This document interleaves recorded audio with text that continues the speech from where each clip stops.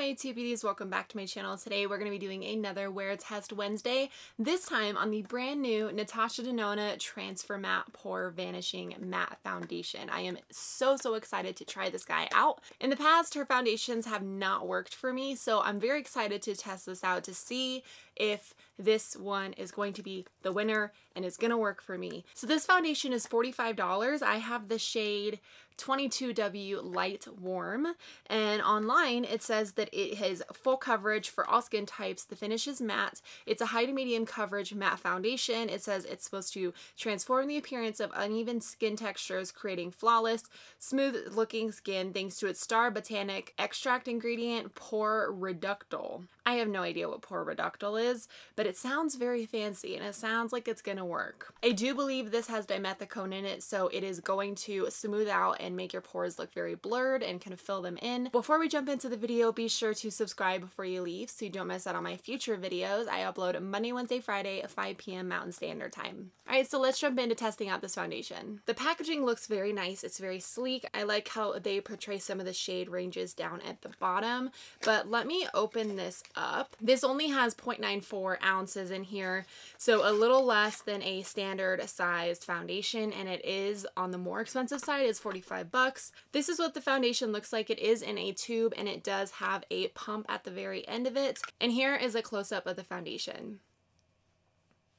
On the foundation bottle, it actually says TransforMATTE all the way around the bottle, which I think is pretty cool looking. It is white, very sleek, very clean looking, and it just says Natasha Denona on the side. It is supposed to help vanish your pores and make your skin matte. I am all about that because I do have oily skin. So I'm going to be testing this foundation out for 10 hours today. I did go ahead and prime my skin using this one. I'm going to do half my face with a brush and half my face with a sponge. So I'm going to start applying this onto my skin. I'm going to put it on the back of my hand. I genuinely have no idea what kind of color I'm going to get out of this thing. I don't know if it's going to match me. Come out, foundation. Why are you not coming out? What's happening? I don't understand. Why is it not coming out? Is this a bad pump? Oh, there it is. That took forever. So here is the foundation shade. It's definitely very yellow. So I'm gonna go on this side of my skin with a sponge. I really don't know how much to take. This is gonna be way too dark for me. And it said it was light. I was going back and forth between deciding on the light color or the fair shade. The fair shade in the swatches looked very fair, like almost white as paper. So I didn't go for it, but maybe the swatches online are not very true to color as it is in person. This had pretty good reviews on Sephora, so this better be good. I do think that it's filling my pores in nicely. I can still see them a little bit, but it looks instantly pretty dang matte. I don't know if you have dry skin if you will like this foundation, because I mean I probably won't even need to set it with a powder. This is very matte the second it goes on. It is setting down quite quickly, so I think you do have to work a little faster with this foundation. I like the way this looks on my skin. I think my skin looks very smooth, very blurred, and my pores are filled in nicely. I do really like the coverage that I'm getting. I'm gonna go in with a brush and see how I like it, but so far this side is looking very flawless. I mean, don't get me wrong, it is very matte, but it does not look super makeup-y or cakey. So I'm just taking this e.l.f. brush. A little is going a very long way actually with this foundation. I blended on in no time with a brush. I don't know which side I got better coverage with, but it's looking very nice with a brush. I don't hate how this looks on my nose. That is very weird and very rare, especially with a brush. Normally I have streak marks on my nose. I think I got a little better coverage with a brush. I don't want to speak too fast with this foundation, but I really like this foundation so far. I'm thinking it would be really good if you have oily skin. But let me show you the time. Right now it's 7:34. So I'm gonna go ahead and do the rest of my makeup and I will be right back. I am pretty dang shocked right now. I love how my skin is look. It looks completely flawless, no pores. It looks very matte, but not super heavy feeling or uncomfortable. It doesn't look cakey.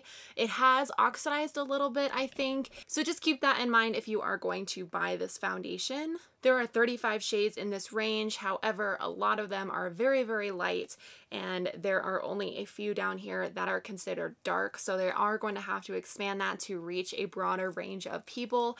But oh my gosh, look at how good my skin looks. It looks completely flawless, very smooth, very blurred out. I think that if it stays looking this way throughout the day, I'm really, really gonna love it. I almost didn't need to set it with powder. I probably didn't even need to set this foundation, even though I did, because I set all my foundations. I want to run it through like it would be a normal foundation, but it set down matte so dang quick, and it did feel powdery. You could blend products on top of this foundation without setting it. Fingers crossed that it keeps me matte throughout the day. I'm gonna go to work now. It is 7:50, and I will come back at the end of the day and tell you guys my thoughts on this foundation. I'm so excited at possibly having this foundation be really, really good. So we'll see how it holds up throughout the day, and I will check back later. It is the end of the day. It is 7:37. I've actually had this foundation on for a little over 12 hours now. I don't know why I tell myself I want to do 10-hour wear tests when in reality, it ends up being 12. Here you go. Here is my skin at the 12-hour mark. I wouldn't say that I got oily until I've been wearing this foundation for about 6 hours, which I think is pretty dang good. I am a bit oily on my chin and beside my nose, but you guys, this foundation held up so well throughout the day. My skin stayed looking flawless and blurred and very smooth, not too heavy. It does not feel super heavy or cakey on my skin. I did not have a lot of high hopes with this foundation because the Foundation X did not go over very well. That was her first foundation that she came out with. But this foundation, I think, would be amazing if you have oily skin. It did not transfer when I touched things. Like if I touched my face, I didn't notice that the foundation moved at all. I would say that if you have oily skin, you definitely should try this foundation out because I really, really do enjoy this foundation. I do think though that if you are looking to match your shade, get like a half a shade up than what you normally would because it will oxidize. I think this is a huge winner. I'm gonna definitely continue to use this, especially in the summer when I do get more oily. That's my review of this amazing, amazing foundation. I hope you enjoyed this video. Please give it a thumbs up if you did, and I will see you guys in my next one. Bye!